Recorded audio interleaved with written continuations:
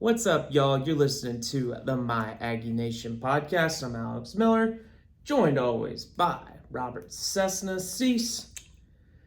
2 days before Christmas, and unfortunately for the Aggies, found a little coal in their stocking this weekend when they lost to Miami first round of the college football playoff. Yeah, you stop and think about it, always the finale of it. If you like Texas high school football, you get so excited if your team goes and bang, you're out of it. It just ends so quickly.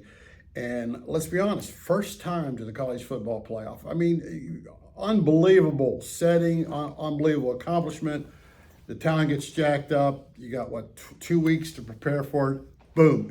And I would say if you polled Aggies, 90% of them really felt they're going to win that game. And that makes it even worse. It's over, and you're thinking, wow, we could be talking right now about Ohio State. And if they'd have got a bye, we could have been talking about Georgia. But instead, we're talking, hey, what are you going to do for Christmas?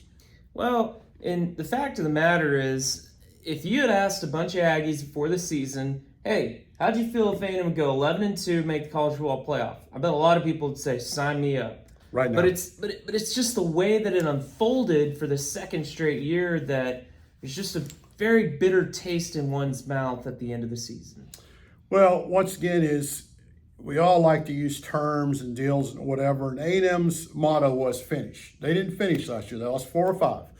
Here's a team, you couldn't have had a better start. You only you play 11 games, you win 11. That's the best you can do. And then you get to your rivalry game and you get to the postseason and you lose both those. You did not do what you set out to say you were going to do, and that is finish. And not only do you not finish, but you lose to your rival, which you just can't do these days. I don't care. Every year you can't lose to your rival. I don't care what happens. And then you lose a playoff game, the first playoff game at your home venue. You lose. It's the worst possible scenario. It really was. But if you look at things in totality, A&M made a lot of strides as a program, as a team this season. You know, you think about all the trends that they bucked, right? They go and they beat Notre Dame. First win on the road against a ranked non-conference opponent since the late 70s. They go and beat LSU, which I get it. They turned out LSU wasn't a great team, but they go and beat the snot out of LSU on their home field for the first time in 30 years. They get up to number 3. They win 11 straight games. There's a lot of positives to look back on this A&M football season when you look at the whole picture as the resume complete. Yeah, and once again, as we've learned, we spent our whole life around sports. We could have our podcast. We can get on social media and talk to fans. Fans email us all the time. It's only what happens in the Bright complex that matters. It's how those guys out there, the coaches and players, it's how they process all this information and move forward. It's what do they know they came up short, but they also know that they accomplished all that. They can't brag about it necessarily going out and say, hey, we were 11-2. Who cares if we lost to Miami? They know where they're at. So I'm always interested to see how teams handle it, what the MO is next year when they report to start spring camp. What is the deal? Because they did have by all definitions, a great year. How do they go about duplicating that and maybe having a better finish? That's what I'll be interested to see how they process it, because I know how the fans have already processed it, and they'll get over it too. They'll be back and it won't have any problem selling season tickets. No, not at all. But just reading the tea leaves from what Mike Elko said after the game on Saturday. Look, let's be real. The Mike Elko era so far has been unequivocally a success. A&M has continued to make forward progress in these 2+ years that he's been at the helm. Just so many missed opportunities for it to be more than it already has, though. Could have made the playoff in year 1. Could have really set yourself up for a deep postseason run in year 2. But you look at where the thing is trending. Elko was pretty adamant after Saturday's game. It's not hope where it's trending. The proof's in the pudding in his eyes, and A&M is really starting to close some gaps. The reality is, though, there's still a gap to close between A&M and the elite of the elite, and Elko said they're still in the infant stages of doing that. Yeah, what's funny is you go back to he graduated from Penn. He's a smart guy. I had a laugh when someone asked him about, before the Miami game, are you all in? Is it a good season or whatever? And he kind of says, well, let me answer this question, the right way or whatever. He had a nice, cute comment because he didn't want his players to think they'd overachieved. I mean, because they could have gone on and played for a national championship. You never know what you're going to do right now, but he knew they were ahead of schedule or better than them. You can't say that. And so you don't want to sit and enjoy 11-1 because you got another game to play. And it was kind of cute because now when you step back, he can say like, hey guys, we're weak here. We're not good enough here. We need new assistant coaches here. We need to do this better. You don't want to say that when you're 9-0. Go like, hey, we got some warts. No, you're 9-0, and you're right. A lot has been accomplished, and so now all you got to do is tweak. It's not like you're going back. This is not, after Jimbo leaves, you come in. It's not after Sherman leaves or Franchione leaves or even Sumlin, and you got to revamp everything. And to give every coach credit before Elko, you look at what has happened in the last 30 years since they won a conference championship. They have basically moved up. They take a step back here and there, but overall they have moved forward. There's 104,000 people out there Saturday for a program that made the college football playoff for the first time. Not the 10th time, first time in 2025. Well, in 2026, there's going to be some familiarity, but there's going to be a lot more change to this A&M team than what we saw from 24 to 25. It was pretty remarkable the fact that A&M had no coaching turnover after Elko's first season. Now, there's quite a few staff members that have already left, already 5, including both of the coordinators. Elko, of course, has promoted Lyle Hemphill to run the defense and Holman Wiggins to run the offense. It's going to be interesting to see maybe what kind of wrinkles Wiggins puts in that offense. Elko's been pretty clear that he's got a kind of an identity and a base of what he wants his offense to be. So I don't expect there to be wholesale changes, but it'd be interesting to see if there's any kind of tweaks or changes between Colin Klein, Holman Wiggins. We know that he did a fantastic job this year really upgrading the wide receiver position. That was a key reason for A&M's success this year, was actually having those threats at the wide receiver spot. But beyond that, going to be interesting to see how he addresses things like run defense. Bringing in Elijah Robinson was a big hire for him, a guy that when he was here as an assistant the first time, A&M had really elite run defense units in that front four at the defensive line. And I'm curious, Cease, we were talking about in the office yesterday, what was the prerogative last year in the offseason? Fix the pass defense. What's going to be probably one of the main prerogatives this offseason? Fix the run defense. I think you also got to remember Mike Elko's been a head coach for only 4 years. 2 in what I call a big-time pressure-type program. I don't think Duke was a high-pressure situation. You look at his career as a defensive coordinator, how he got better every year he was at A&M as a defensive coordinator.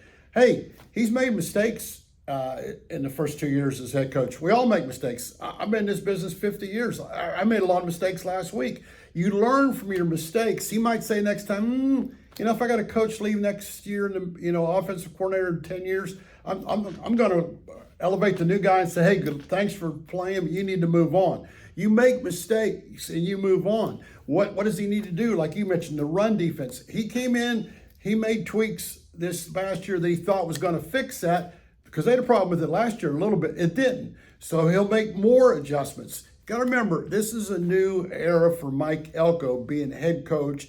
And we all know he's got a Penn degree. He's a quick learner. He's going to make those adjustments. He's done it. You look everywhere he's been as a defensive coordinator, you expect that as a head coach. So that's one thing. You want to get a coach on his way up, not in a coach necessarily on his way down, what have you. Elko, it's still pointing up. As you mentioned, they took big steps forward. I'll be real interested because they've got a lot of things they need to tweak. You're right. You hit on a few of them. Well, and on the offensive side, look, the offense is going to start next year with Marcel Reed. We all know that.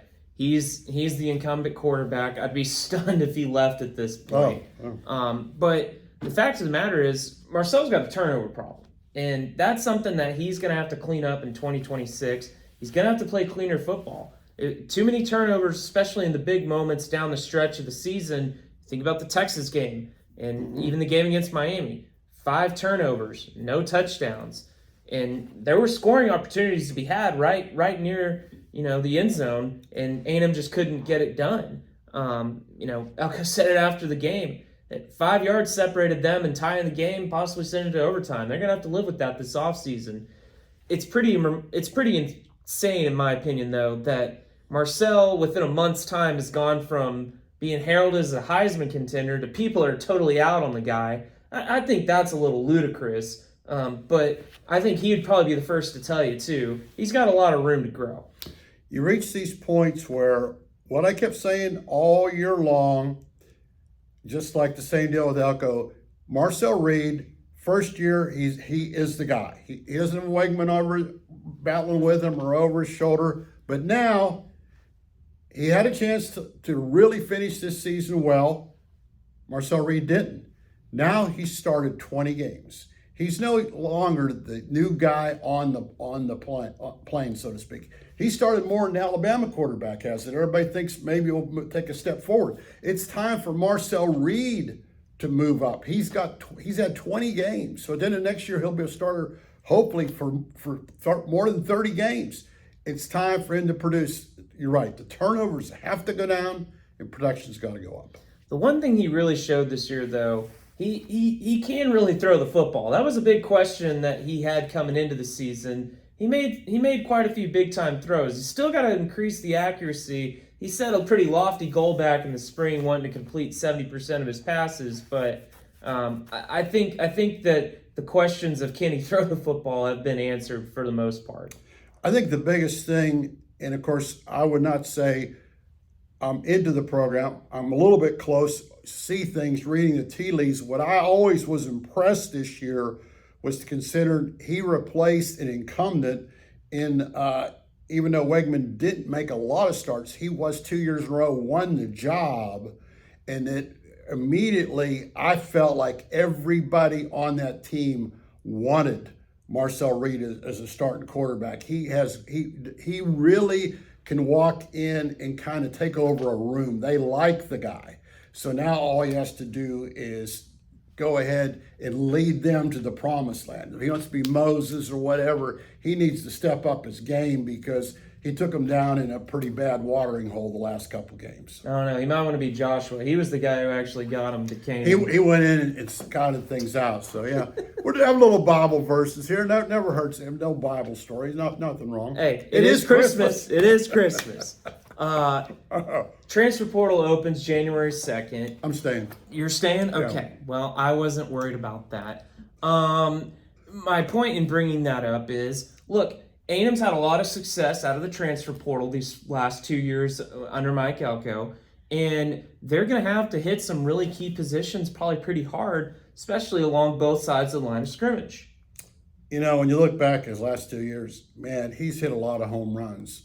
And who do you think's been the best? Well, obviously you get Concepcion. I felt that's like a no-brainer. I like the ball on a tee because what he did for the special teams, what he did for the offense, and I could almost say as I'm finishing my grades up for the year, they probably underused him, which if that's hard to say because that guy was so good.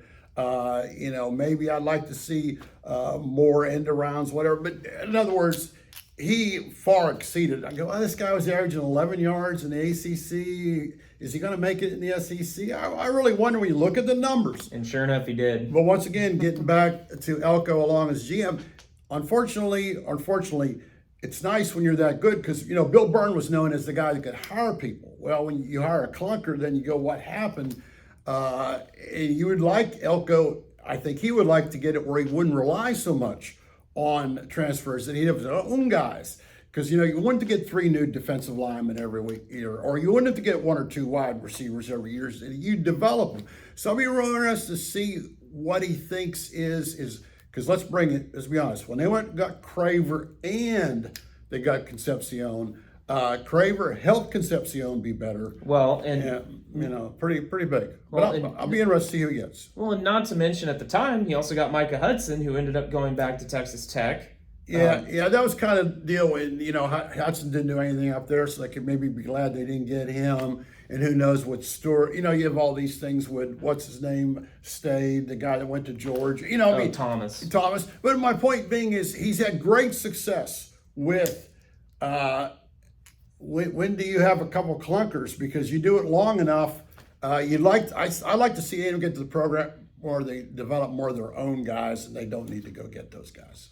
Well, something you and I were talking about earlier today in the office was just kind of scheduling and the way that things have shaken out. Look, going into the year, A&M looked like they had a really pretty solid, challenging schedule that turned out to be pretty advantageous in a lot of ways.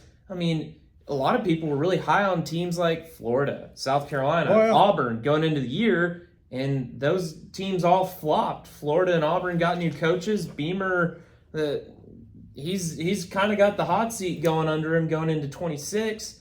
And, A&M's schedule looking ahead, it looks pretty daunting when you start looking ahead to 26. And look, there's still a lot of changes to be made with rosters and whatnot. I feel like we don't really get an accurate picture of what teams are really going to look like until about May. But the fact of the matter is, road trips to LSU, Alabama, Oklahoma, you got Texas and Tennessee coming in. You're playing Arizona State in the non-conference, which I'm still kind of what's going on with Arizona State. They're losing Levitt at quarterback, but that's a conversation for another day. The point is, A&M's schedule, it's going to take a step up, just like pretty much everybody else in the SEC is probably going to take a step up with them going to 9 games next year. Yeah, I always have to laugh because now that A&M's been in this league for 13, 14 years, nothing's better than the SEC. And Elko said a few times, go on the road, anywhere you go on the road, you might lose. SEC, you got to be ready. But even though it's hard to say, people will gear up one more. Now when A&M comes in here next year, they're going to be 11-2 off a college football playoff. Teams are going to say, well, if we want to make the college football playoff, we need to beat A&M. They were there last year. So at least for those first few SEC road games, people are going to circle A&M, that they need to win that game. And that's not that they didn't circle them this year, but when you got that cliche, to speak, or whatever, now A&M is going to be a team that was in the college football playoff last year. I think they're going to get more attention. You got to have a little more swagger, because when you go in, you can't play like you did against Miami. You're going to get your clock clean, because they're going to say, we need to play like Miami did to beat you. Well, we'd be remiss to not talk a little A&M volleyball, considering they won the national championship. Natty. For as low as Saturday was for A&M fans, Sunday was euphoric with them bringing home the championship. And, oh my gosh, what an emphatic way to do it, too. A&M swept Pitt in the semifinals, and then they swept Kentucky in the final, a team that had beat them in 4 sets at home back in September. Well, you look at it, there's been kind of historical deal. You think about when Gary Blair won his first national title. He beat number 1 Baylor. Then he went and knocked off Stanford. He knocked off Notre Dame. You look at Mark Weaver did at tennis. They were like seeded 13th, and they started knocking these people off. And the same thing happened to the volleyball team. You didn't want to play them. They just took Kentucky to the woodshed. And Kentucky was a really good program, really good team, but it shows you, and I feel a little bad for the volleyball team. And the fact is, they were overshadowed by the football team. Football team's playing for the college playoff for the first time. And unfortunately, the sports go together, so people didn't really jump on the volleyball wagon. Some of them, I'm talking about the 2%ers, until the end, the last couple of days. But I'm sure Morris would say there's always room on the bandwagon. And next year, once again, what I'm talking about, they're going to keep saying it, because to me, Gary Blair and the basketball team are still living off a little bit. They won the national in 2011, and here we are 14 years later. And a lot of people talk to me about Gary Blair when they see me. How about what Gary Blair did? That was 14 years ago. You think of what Morrison did in his 3rd year? 3rd year. Oh my gosh, what's next? It's like, wow. Well, and you and I talked about it, in volleyball, there's a small group of teams that have really separated themselves among the nation's elite. And A&M is thrown into the mix now with where things stand. A&M volleyball is one of 6 sports that gets revenue sharing. That's been a huge thing for this program to have the financial backing to go out and be a national contender. And you see what Morrison does. He's such a terrific coach. First, just the way that he constructs his team is pretty impressive in itself. He obviously values the volleyball talent, but he looks for the right fits too. And you look at the team that A&M had this year, just so much positive synergy. You talked about the way they played with joy and grit and just the intangibles of those things. That really helps a team separate themselves in those moments where you have to go on the road and beat a team like Nebraska on their home court of blue blood, right? And so, to me, I think this is probably just the start of the beginning of what probably can be a really successful run for Jamie's team. I'm curious to see where they go from here. Well, number one is they've got a national championship. I mean, no one's going to take that away. It's going to be in the trophy case, as they say. Gonna have a banner in the arena. And you talk about being able to add to that. I mean, we've seen that in track. You know how Pat Henry's put the old banners up. When you're recruiting as a national championship, which Mark Weaver's doing right now, which is amazing that you're able. Caldwell's getting close to that in women's golf, so that really helps everything. And it's nice to have a little comforting deal that, oh, whoa, A&M football team lost in the college football playoff. Nothing worse than that in a college football town when football's number one. But when you go, oh, here's a nice little consolation prize, a program won its first national title. Now what A&M needs is, when you look at the calendar, everybody's going to be pretty excited this spring because not only is women's tennis could do well, the track could do well again. Baseball and softball are on a redemption tour after what happened to them last year. So a lot of people looking forward to those sports of what they can do. But A&M's got to pick it up in basketball because right now, and I don't expect a lot out of McMillan first year buckyball. God bless them if they do well and make the NCAA tournament. You know, you got to give a guy he's taken over. Jody's still in a little bit of a rebuilding mode. One of those teams or both need to step up a little bit and get to where they're in or get dang close to making the NCAA tournament to get some excitement because we know the spring's taken care of. We know next football season, Jamie Morrison's probably talking to recruits today, not only for next year, but 2 years down the line. He's thinking, I want to get a volleyball match at Kyle Field with 100,000 volleyball fans. So once again is connect the dots.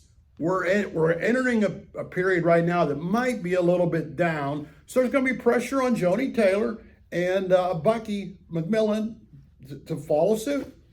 I'm really curious if they're going to get a match at Kyle Field one of these days. You know, Nebraska did it, and oh my gosh, what a success that was. And hey, everything's bigger in Texas. You know who is the athletic director? I know. Trev Alberts. Everything's bigger in Texas. Everything's bigger in Texas. And I think, too, if Aggies had the opportunity to show up to that, to set a record, they're going to try and do it. And now you've got a national championship ring or pedigree to go ahead and make that happen a little bit. You're not just talking about, oh, by the way, we might be good.